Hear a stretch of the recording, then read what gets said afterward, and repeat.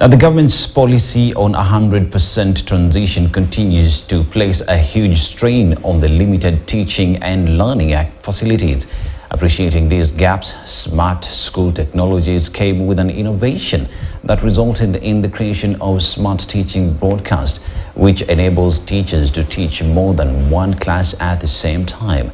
Although custom-made from Maranda High School, the system has been gaining traction and now schools are relying on it for exam revision. Shabrak Miti has the details. We shall be taking that story a little bit later, but now let's come straight to our conversation this morning, where we will be having a discussion around the exams that are taking place today and what we need to do as a country. Remember that President William Ruto has today launched the exercise, even offered prayers to the candidates out there as they start their exams today. But what is it about exams that need to be known? How do we avoid cases of exam cheating? And to have this conversation with me today, I am sitting actually with Mr. Edwin Ogada, who is an education analyst, as we have this discussion. Now, Ogada, karibu sana on this discussion as we talk about exams in the country. Now, it is a question of, it is the last exercise, it is the last KCPE ever. Just how do we make sure that we secure these exams so that we don't suffer the problems of exam cheating and all that? Thank you so much, Dennis, for having me in the show. My name is Dr. Ogada, and it's a great privilege visiting your studios to talk about this national issue at this particular time. Most important to note is that the examination has started. So when you ask about securing the process, it would be all about what happens where the exams are stored to the time they're taken to the examination room for the students to sit for it, and also during the process of the students writing the exams, the marking process and releasing of the results. So it's a wide range of issues to be looked into to ensure that no loopholes or no leakages are given an opportunity to mess up the process. So maybe from just a very simple perspective, number one should really go to the integrity of those that are in charge of manning the places where these exams are stored. Because if anything goes wrong in the containers, and then we find that the examinations are tampered with, then of course you're going to doubt the entire process from that time on. And therefore, we would really call upon those that are in charge of safeguarding the examinations where they're being stored, in terms of their security, in terms of ensuring that they are not leaked to the public before the candidates sit for it. Then also, we would also expect that the head teachers, they're given those exams from the containers. They haven't done anything like collusions with the officers manning the examinations. They haven't got into some compromising states with these people to maybe give the students undue advantage over the rest of the candidates. Because Dennis will agree with me that if there is anything that easily compromises our society, especially at this time, is that issue of examination leakage. It would be quite unfortunate that when the results will be out some points later, then we get reports that, these exams were leaked, students did well because there were no security measures put in place, and therefore it becomes an entire mess to the 8 years that these learners took in their primary schools. There have been issues to do with examination cheating for a very long time in this country. Sure. The previous cabinet secretaries, that is Cabinet Secretary, Professor George Magoha, yes, even the previous CS, that is Matiang'i. Dr. Matiang'i. They did a very good job in securing the exams, and when Machogu got in, there were cases here and there. Investigations took place in the National Assembly, and a report came that there were actually reports of exam cheating. But that aside, how do we make sure that now that this is the final the final exams, that is the KCPE, as we phase out 844. How do you make sure that KIPSEA is also not affected moving forward, that our exams are things that we can sit and say that they are credible? Thank you. I have quite a number of points I wanted to put across with regards to the subject we are discussing today. Number one, I wanted to talk about the importance of integrity. You know, emphasizing integrity in our education system, because cheating not only undermines the value of education, but it also erodes the trust that we have in our academic institutions. And therefore, if integrity can be imbibed in our curriculum from the word go, from that child in their, let's say, the kindergartens, the play groups, you take it to the PP1s or the PP2s, through to the grades. You know, now we have grade 1 to all the way to grade 12. That entire process must ensure that the curriculum emphasizes on integrity on the part of all the stakeholders. And when I talk about the stakeholders here, it's not only about the learner, it's about the education sector, the ministry, the Teacher Service Commission. You go to the teachers, the parents. It's a wide range of a number of people that must ensure that integrity is a priority at all times. From the time we are teaching these students in their classes to the time they're interacting with their parents at home and all that. Then number two, I wanted to bring about the issue of emphasizing on technology.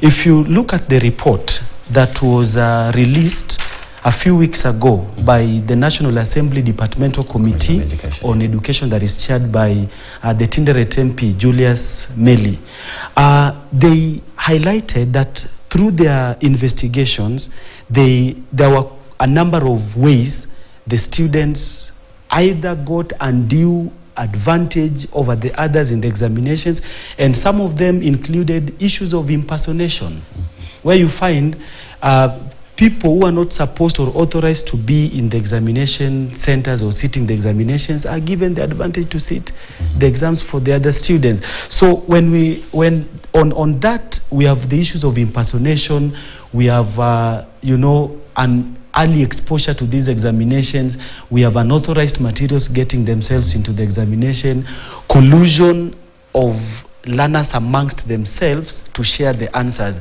Now, based on all that I've said, the issue of technology. How do we use technology to curb impersonation? For example, the government should be thinking around using biometric authentication systems to verify the identity of the test takers to prevent impersonation. And, you know, by biometric here could be the use of, you know, having those machines to scan the fingerprints, or even having something to do the facial recognition, so that we avoid this issue of having identities, people not authorized to sit in the examination rooms, getting themselves into the examination room. But Edwin, if that is one way, yeah, but how then do we deal with the fact early exposure to exams? Because this now comes in that people who set exams are our teachers, are Kenyans out there, where these exams are printed. How do we ensure that the people who set the exams, those that print the exams, do not release them early to the public? That's a good one. I wanted to emphasize this. Just based on my first presentation on integrity. Yes. I think we need to make it extremely difficult for anybody to think about cheating in our national examinations.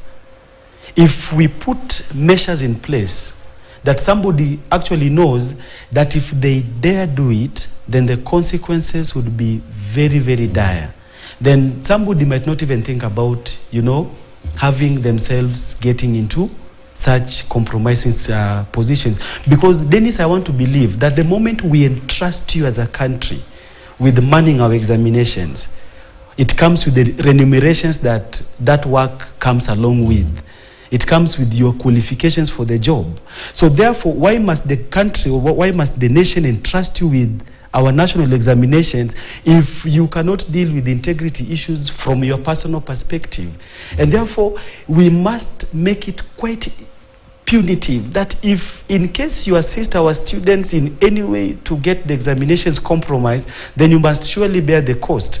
Because I would really be so happy as a Kenyan one day to hear that so-and-so was either imprisoned to this number of years in prison because of having engaged in this and this and this, or heavy fines, hefty fines, things like that. So we have to, as education stakeholders, we have to come to the point where we agree that let us make cheating in our national examinations, and I said, cheating may not only be on the part of the students. It could be this person manning the container, the person given the mandate to set the exam, the typist. It's a wide array of a number of people that are involved. So if we make it extremely difficult for them to go away with it after they do it, then I don't think the future generations would even imagine, because they would know that such a thing happened at some time, at some point in our country, and then these were the consequences that came along with such a vice. And now,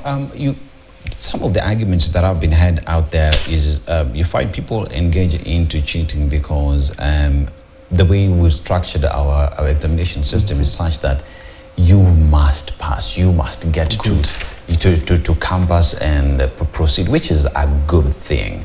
But that is why you find people just have to, in one way or the other, pass, because there is no other alternative, hence the CBC that has been introduced. So now, even as this is the final KCPE, they still have 4 years in high school. How do you make sure that the aspect of integrity that you're talking about is something that is well stated out there, is well preached, is exercised? Because we can't talk about issues to do with the integrity on the students and teachers, but in the higher officers, integrity does not exist. So how important is this issue of integrity to be an exercise that every other Kenyan practices out there? That's a good one. That's a good one. But I would look at it this way. I would look at it this way. One, assuming these students sit for the examinations and they pass honestly. Let's say your child comes back home. We want to hope the results will be out in December. And your child brings you home 300 marks from these exams. And therefore, you already know the ability of this student. And of course, after the release of the results, there's the other step. Where will this child be called to?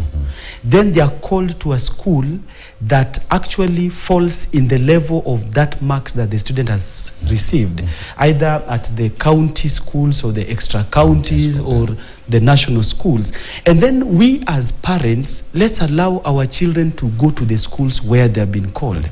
Because you find, like you're talking about corruption, you know, those high-stake officers, their children get, let's say, marks that do not warrant them to go to these national schools that we have in the country or the extra county schools. But because of the influence that they have all around these, you know, the belief that my child can only do well if he or she gets themselves into these big names national schools. Then they will use all manner of means to have their children go to the alliances of this country, Alliance High School, Alliance Girls, Kenya High, name them. And therefore, the pressure begins at that point. This child gets into a system where they cannot be able to cope. They can't cope. They get into a system. They usually say kumechemka. Kumechemka. Things are not working in their favor. Then from the word go, you know, when you have your child come to a school like Alliance, you can't say that you expect anything less of them except to go to the university. And therefore you find that the pressure begins mounting.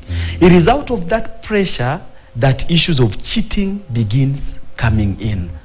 The student will do anything possible, the parent will do anything possible to ensure that at the end of the day, their children or themselves, these children themselves, of course, pass their KCSE. And therefore, Dennis, I would still be of the opinion that sometimes parents, we need to be fair to our children. Let's understand their ability. And it does not mean, like myself, I'm a teacher at Alliance High School. When I get an opportunity to talk to students out here in other schools, I tell them that not all of us could get the privilege to go to Alliance. You can make Alliance out of where you are. It's just like we teachers.